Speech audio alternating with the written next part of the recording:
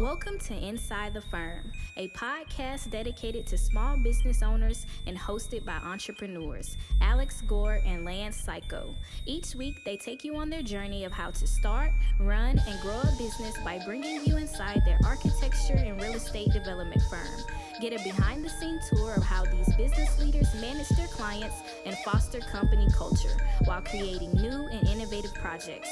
And now your hosts, Alex Gore and Lance Cayko.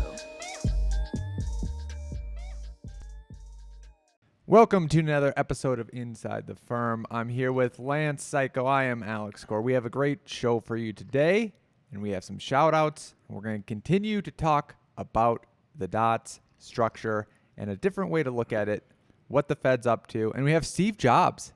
Steve Jobs, Steve Jobs on the website. Yep. On the podcast here to go. First, a couple shout-outs. First, if you are trying to get your team on one page for Revit, go to revitrocketship.com. That's where we teach you how to model like it gets built so that your models are more linked to reality so that you get more reward. Go to revitrocketship.com. Accurate data is crucial, especially in today's business environment. Outdated and inaccurate data leads to turnarounds, delays, and rising costs. With supply chain and staffing issues, these costs and delays can multiply. That's why a resource like ARCAT.com is so important. ARCAT works with manufacturers to keep their data up to date and accurate and offers it to you easily accessible and free. Use ARCAT's powerful search engine to find what you need and download it right there on their site without needing to pay anything or even register. So try ARCAT.com today. That's ARCAT.com. So I was always weary of like out-of-house renders, and it's for two reasons. One, we did it back in the day. I don't know if you remember, but we did it back in the day at F9 because we were having them help us out on some renderings. And the problem was a couple different things. Communication was bad. Yeah. Like they were throwing, skyscrapers behind, Just goofy stuff. Yep. Weird stuff like that. And you could only communicate during certain windows, and then you'd get something 1 to 3 days later, and then that was what it was. And I was also afraid too that it wasn't going to be that good of quality. Well, we tried out scale3d.org. Scale3d.org. Not only communication was great. Rapid. First iteration was great, made some changes. Second iteration nailed all those changes. High level quality. If you go to scale3d.org, I mean, they're great. No one's paying us to say this either. We're just saying we worked with them, and I think we like to give shout-outs to people who do really good work. Yeah, look at their examples. Oh, phenomenal work. Like that kitchen looks like it should be in a magazine. Yeah, super real. Super real. I think that's one of the biggest things. I'm like, oh, my gosh, they just really sold me on the real. So we had them do, let me just show you what we had them do. Yeah, pull it up. Website here. We've got, so in our commercial section, we did a Santiago's, and if you are a Colorado listener, you know who that company is. I need to switch my, I'm here. Baca was excited about it. Was he? Yeah, because he loves Santiago's. He eats there all the time. Oh, okay. That's cool. Yeah, so there you go. Maybe, would he be excited to build it? I don't know. No, that's what he said. He goes, are we building this? Oh, now he's okay with building stuff. Okay. Yeah. Hilarious. Good luck to him today. Yeah. So this is what they put together for us. And man, it was super simple, super sweet. I thought it was a really good, I was honestly shocked. I was honestly shocked that they did, even on their first stab, a really good, they took a really good stab. And it was just tweaking after this. I mean, Al and Alex Gresh were redlining it, and I was just observing because I was kind of the facilitator for it. But they just crushed. So highly recommended. We just wanted to give them a shout out. If you're looking to outsource, because we have former experience with folks who did a poor job, I think that's the biggest reason why we're recommending these guys. They were just it was like easy button. It was the easy button. Yeah.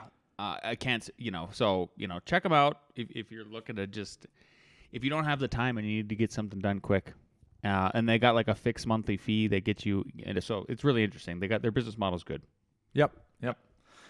All right, moving on. Last week we talked about growing your structure, and we took cues from the Army and how that works. And we had basically dots. We talked about how we basically go from a team to a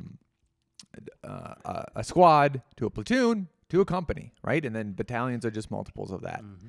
So Rich Sanford, Dauntless Designs, you know him. Mm-hmm. He brought up a good point in the architecture group. He said, because we were talking about growing a company and adding people. Yeah. He's a one-person shop. He's like, I thought about the dots as different time blocks that I should be doing different things. Oh, man, this is great. What a good alliteration, Rich. Yep. You're killing it.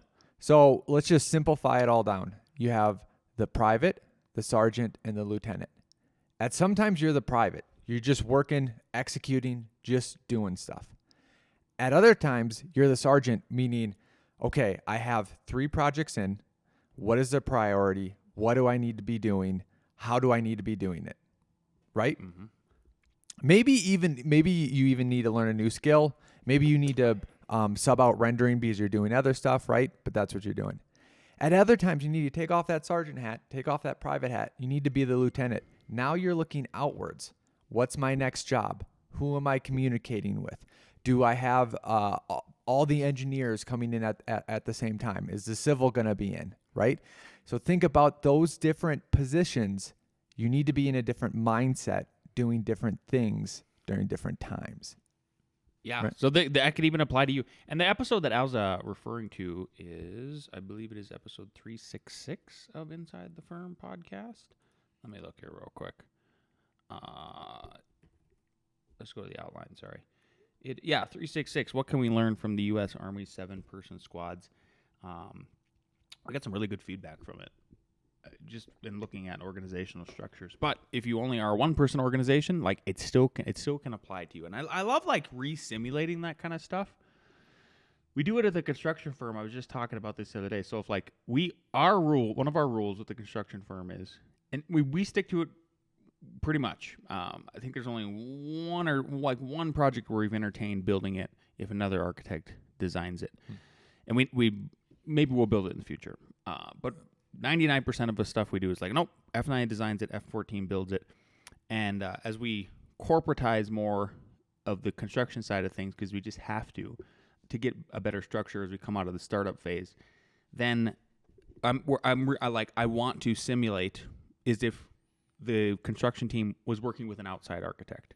So because there is a big quality control factor to it, right? When you have that triangle and separate firms and you're trying to check each other. There's got the checks and balances what we're trying to recreate there. And then too, I think there was a greenhouse and maybe one other thing that's already been built that like F9 really didn't design. Oh, yeah. Exactly. There's a few. Yeah. There's a few. And then basically we've bailed out a few other owners who just couldn't find the right builder. Yep. And then that will lead us to, if we do work with another architect, like it will just be, same process. RFIs, communication, coordination, getting information. Yeah. Then it won't be weird at all. 100%. Be streamlined. 100%. Yeah. What do you got? You got some data? Yep. November CPI inflation data meets forecast, cementing Fed's rate cuts bets.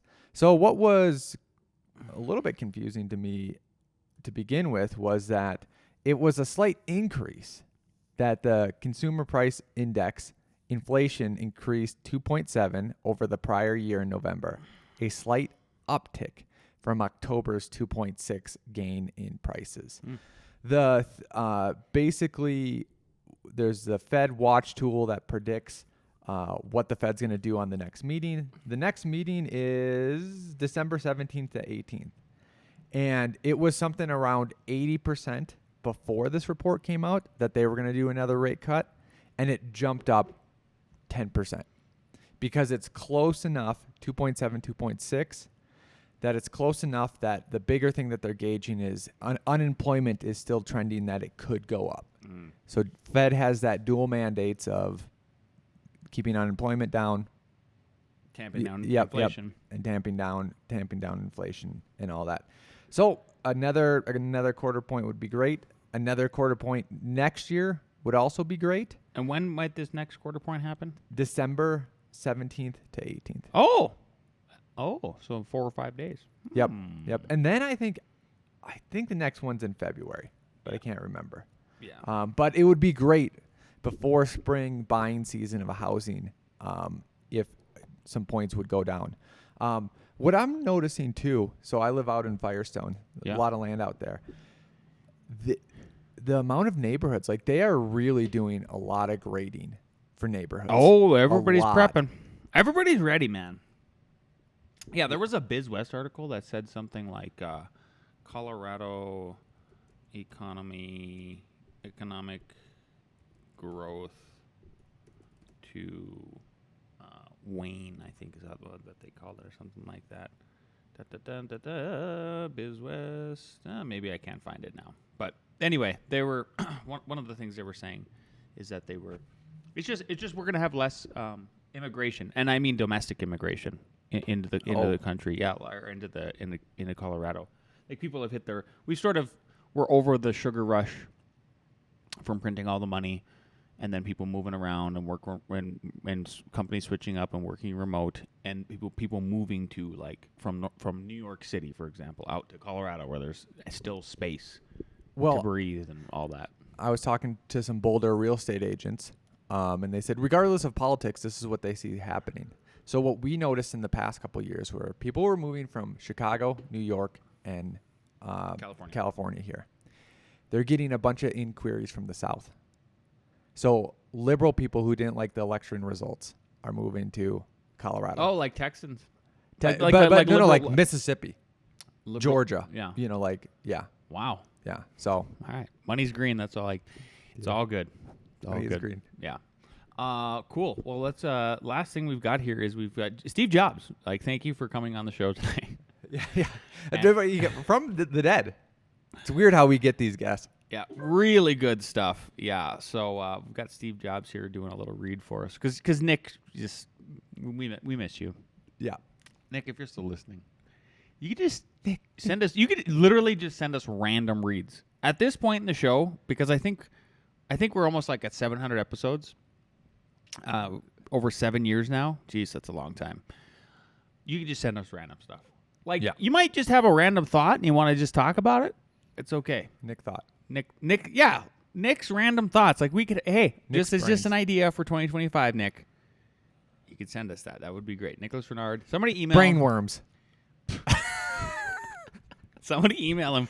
Somebody please email him. Or multiple, if you know him. Multiple. Yeah, text, whatever. Get him back on the show. We miss him. Okay, here we go.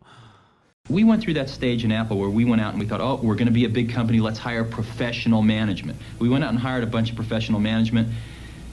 It didn't work at all. Most of them were bozos. They knew how to manage, but they didn't know how to do anything.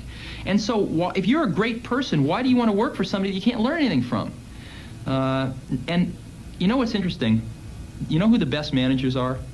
They're the great individual contributors who never, ever want to be a manager, but decide they have to be a manager because no one else is going to be able to do as good a job as them.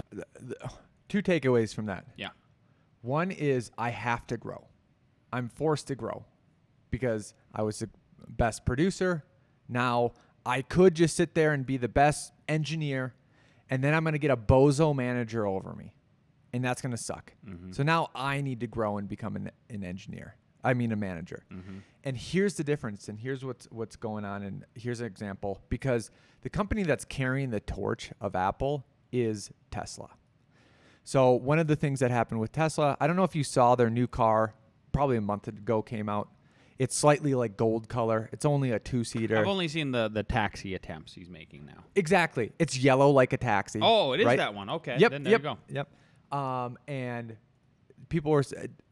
Tesla says it has 60% less parts than a Model 3, right? 60% less part. This guy, Sandy Munro, was going over how, that's definitely possible, and here's how they're doing it. Yeah. And the guy with Sandy Munro is like the auto grandpa that knows everything about everything, right? Okay. For cars. Well, one of his engineers on his team used to work for Ford. Sandy worked for all these teams, too. And he goes, here's the difference. And they didn't lay it out this clear, so I'm kind of summarizing. But basically what he would have to do is, the guy that worked at Ford is, okay, I have 300 parts I need to release. Each one of those parts needs to go through a 200-point checklist. And one of the things on the checklist is this does this meet the standards of everyone else, right? Is this going to fail? Like all this other stuff. So they're just sitting there checking off check boxes. And the book that I haven't read, but I love the concept, and maybe the concept is all you need to know, is From Barbarians to Bureaucrats, right? And you can see how a big firm could make a big checklist like, we can't have errors in parts. We got to pay for that. Yep. Everyone has to come back, right? This 200 checklist is what we need. So what happens is when you are redesigning, let's just say the top cab, right? All of a sudden, in your job, as you've done this before, is it has to go through this 200-part checklist, and you have to do that. Do you use the piece that you've used last time? Or do you redesign it from scratch? It's not going to meet that checklist. Your job's going to be on the line. It better work. If it doesn't work, like you just cost the company a whole bunch, right? Okay. Well, how does Tesla work? Why can Tesla reduce up to 60% from a car that they just made a couple years ago?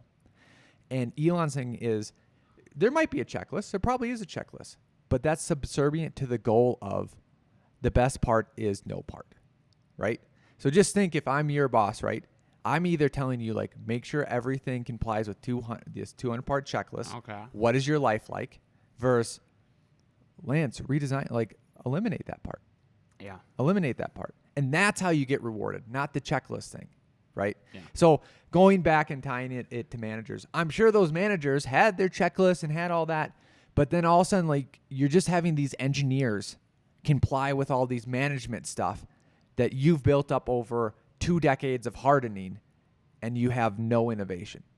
Yeah. Where the engineer that grows into the manager can Okay. look and see and basically be like, oh yeah, I know you're trying something new, and it will probably suck for a little bit, but this is what our computer needs. So now Apple makes a computer that's like this big. You've probably seen that. Yeah.